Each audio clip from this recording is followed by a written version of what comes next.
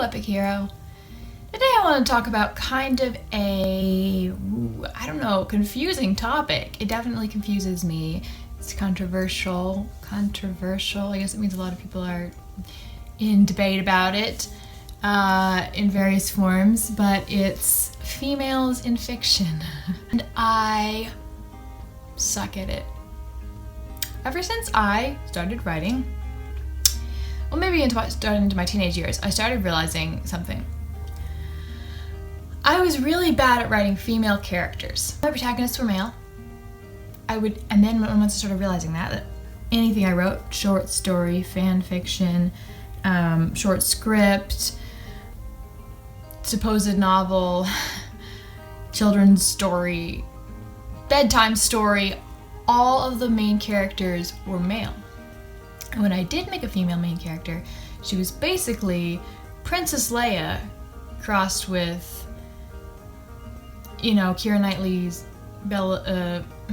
Elizabeth Swann crossed with Princess Leia.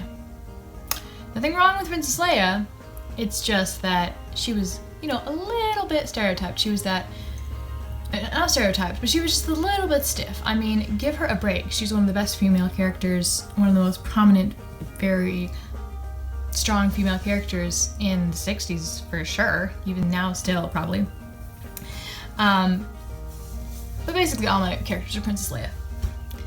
Because who else would I base them on? I feel like I had a lot of male protagonists and male characters to base my male characters on when I was writing them. And then, you know, I related more with the men in movies. And I don't think that's because I'm like more manly or something. I think that's because they were just better male main characters. You know, you go back in the 50s or if you go to you know, 2008, the women are going to look different because they're going to have, you know, the standard of beauty for that age. But in all of them, the movies made around that time, all the women in that time period in movies look the same. And they're usually on the more supermodel side of things. They are always on the supermodel side of things. And not just in the way that they look, but in the way that they act. That started bugging me.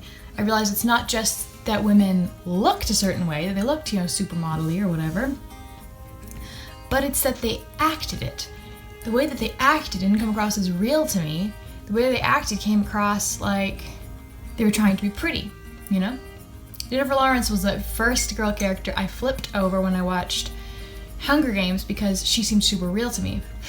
You know that joke about how when she cries, she cries, you know, ugly tears.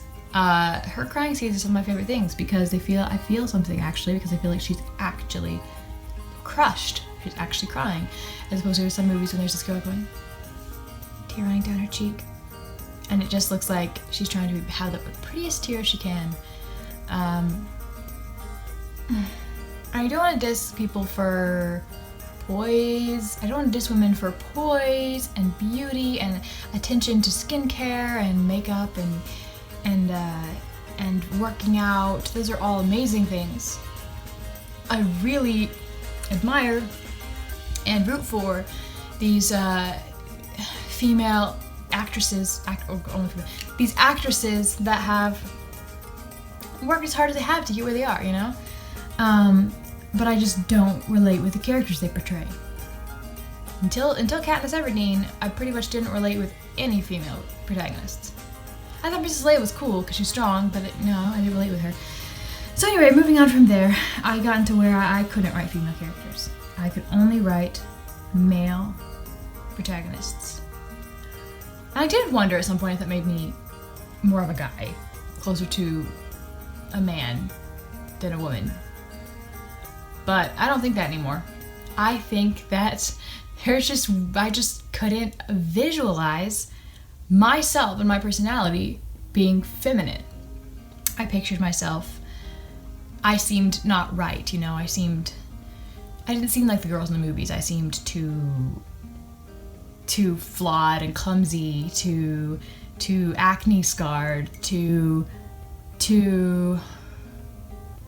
flawed, clumsy, down to earth, weak, strong, just all the things. You don't see a lot of flaws in most female protagonists or female main characters, which is hard because then they're not relatable. I want them to be flawed. I want them to be flawed. I want them to be real. I want them to be real. Authenticity, people. Yeah. So for the longest time, I couldn't write female protagonists, and I would feel kind of like a hypocrite criticizing these female characters and saying, no, I shouldn't like that female character, when I knew I myself couldn't even write a good female protagonist. I myself, as a woman, couldn't even write a good woman character. So I started trying to figure this out. I got really into gender bending for a while, which is a part of fandom's fan culture where you take a film's characters and you swap their gender. So, you know, what if Captain America was female? And it's not like, oh, he had a sex change. He just was born female. The idea is that he was born female. And what if Iron Man was a girl? And what if, you know, Fury was a girl? And the Hulk and Hawkeye and Thor and all those people. What if they were all women? And if you just sort of swap it over, you realize that makes a lot of sense, that you can kind of explore how a female would act when she was really well-developed character. But I started getting tired of that because those characters are male and they were designed to be men, so it's just it doesn't work quite that way. And I was just like, why can't someone just write a female character? What is going on here? So then I started realizing, at some point, I gave my friend a script that I'd written for a comic book, and he was going to draw the art for it.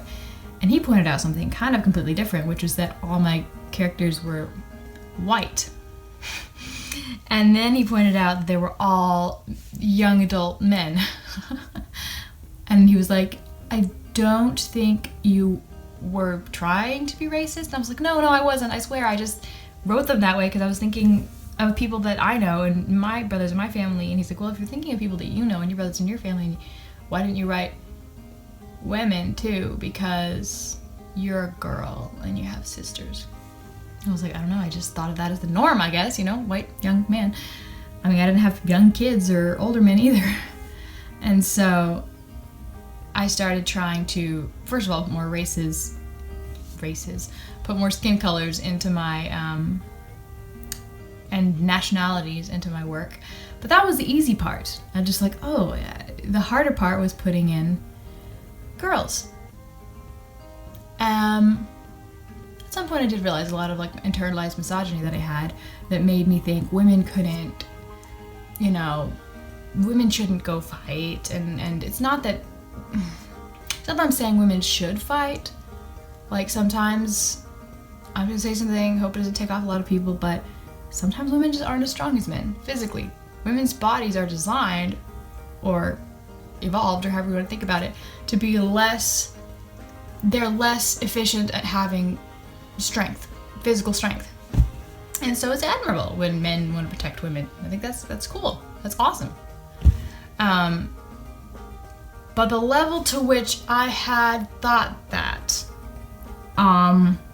was to the point where it was like morally wrong for a girl to like fight, like defend herself. Like, I was thinking, well, I can't, since I'm the creator, I was controlling it too much. I wasn't just letting her do her thing. I was like, well, she can't fight because like girls don't fight, and she can't like work and get a job and like go out and do things because that's not for girls, and she can't really wear like the most practical things that would be for an adventure, like pants and stuff, because girls like wear dresses and that's not what they do. And I couldn't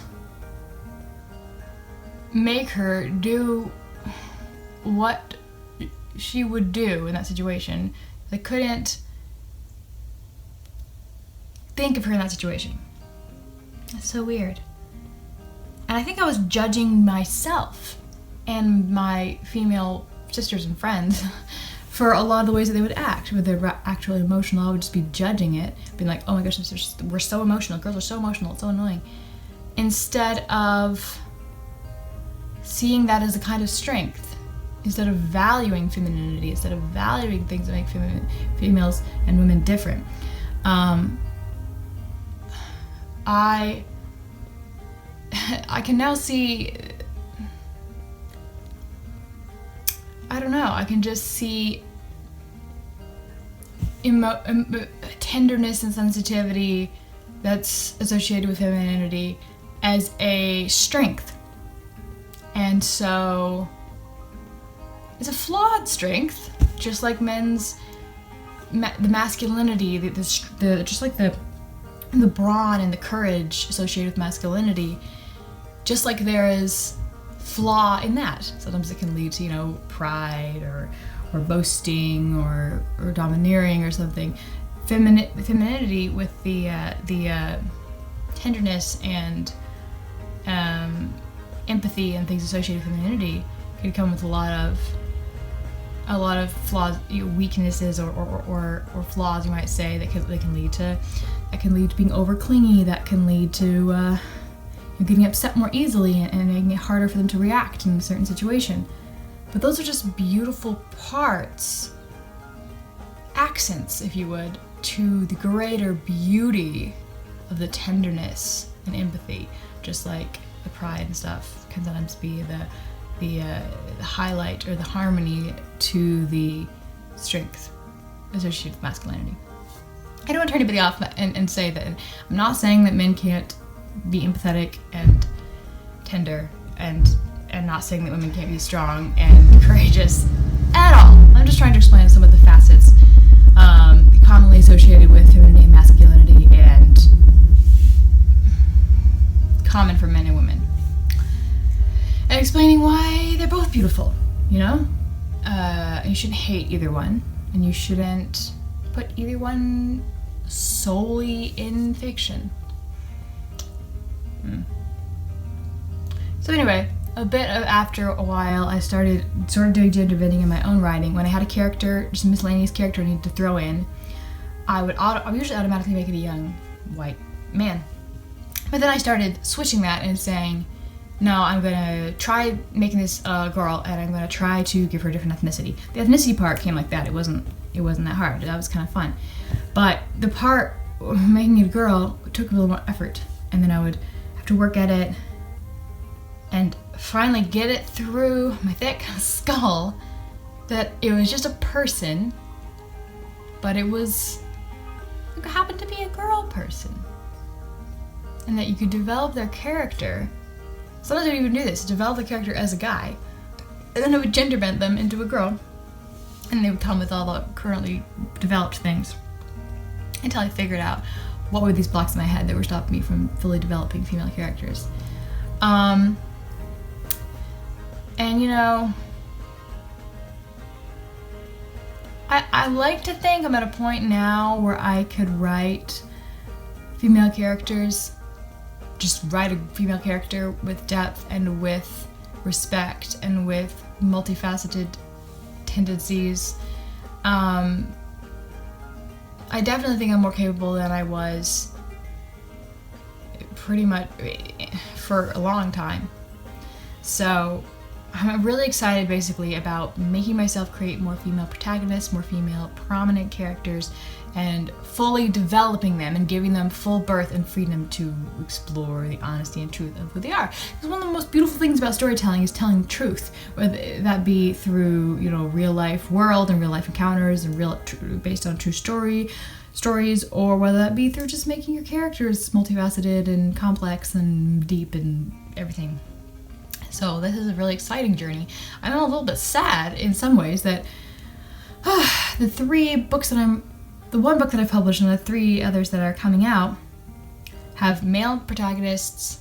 The 2 others that are coming out have male protagonists, mainly male characters, and the only female character, there's only one there's multiple female characters in one of them, but pretty much the small glimpses of female characters that you get in either of them kind of cliche and flat. So, I mean, obviously in Fairy Tale, the novel that I published, the whole story is supposed to be cliche, so the fact that the girl's cliche is a little bit of a, you know, it comes with the territory. But I still wish that I had a platform with which to explore more bold femininity.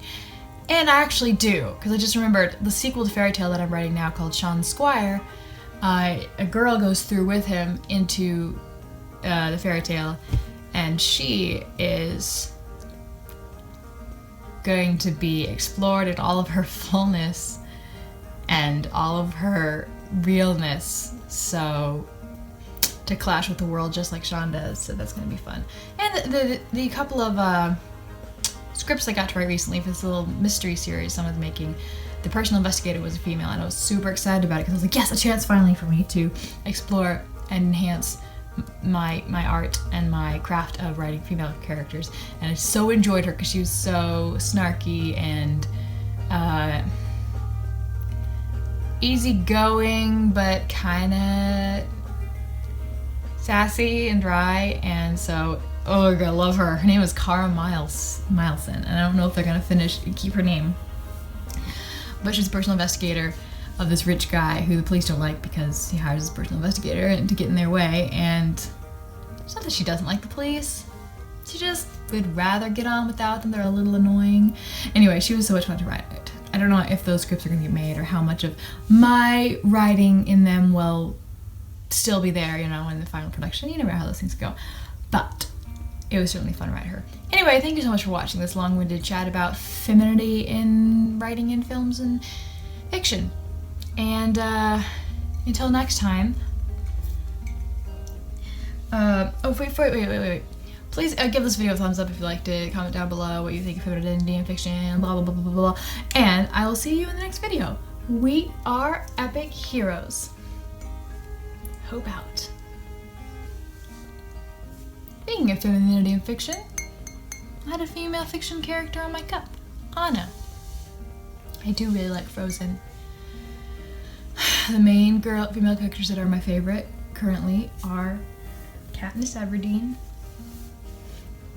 Elektra from Daredevil, Jyn Erso from Rogue One, and Elsa from Frozen. So, yeah. Although, I mean, I'm starting to like Mia from La La Land a lot. How can you not love her? Jeez.